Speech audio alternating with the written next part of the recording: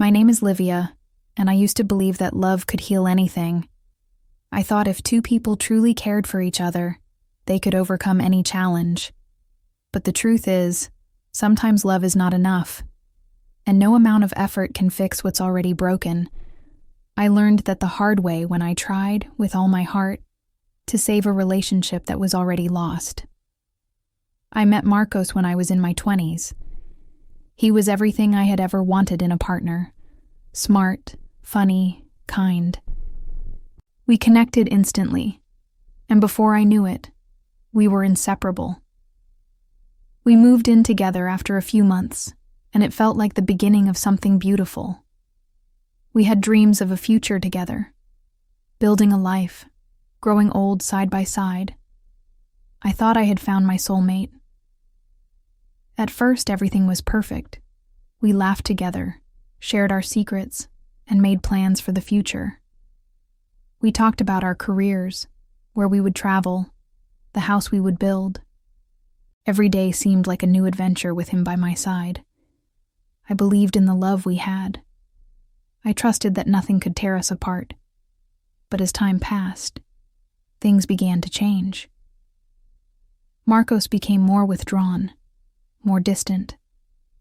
I noticed that he was spending more time at work, and when he was home, he wasn't the same. He wasn't as affectionate, as attentive. I didn't know what had happened, but it felt like we were slipping away from each other. I tried to talk to him about it.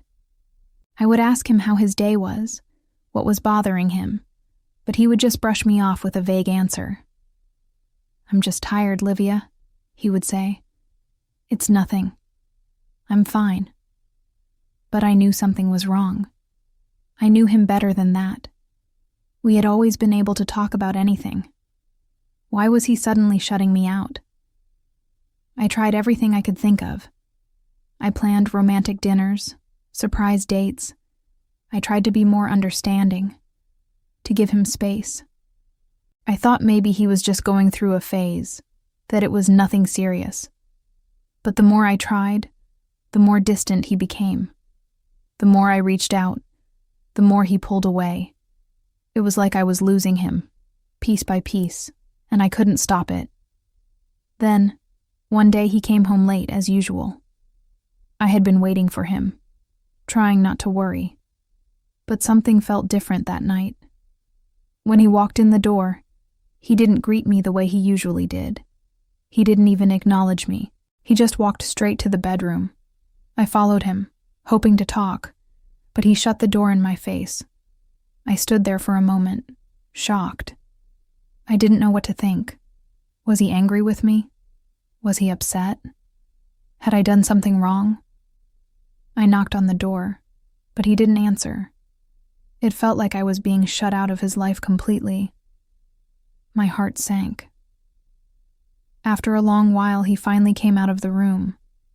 His face was pale, and there was something in his eyes that I couldn't read. "Livia," he said, his voice low, "I need to talk to you." I looked at him, afraid of what was coming next. "What is it, Marcos?" I asked, trying to stay calm. I don't love you anymore," he said. His words hit me like a slap across the face. "I haven't for a while," he continued, his voice trembling. "I don't know how it happened. I didn't want it to happen, but it did. I'm sorry. But I can't keep pretending. I can't stay here anymore." For a moment, I couldn't breathe. I didn't know what to say, what to do. How could this be happening? How could he say that to me after everything we had shared? How could he just walk away from the love we had built together? I tried to speak, but the words wouldn't come.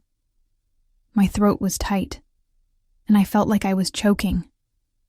I wanted to scream at him, to ask him how he could do this to me. But I couldn't. I just stood there, frozen, feeling like the world was crumbling around me. "I'm sorry," he said again, his eyes filled with tears. "But I need to go. I need to figure things out." He walked past me, heading for the door, but before he left, he turned around one last time. "I'll always care about you, Livia," he said, his voice soft. "But I can't be the man you need me to be." And then he was gone. I stood there in silence, not knowing what to do with myself. My mind was racing. How had we gotten here? How had the love we shared turned into something so broken? I kept asking myself if there was something I could have done differently, something I missed along the way. But the truth was, it didn't matter now. He was gone, and there was nothing I could do to bring him back. The days that followed were a blur. I tried to keep myself busy, but nothing felt the same. I missed him terribly. I missed the man I thought I knew. I missed the love we had shared.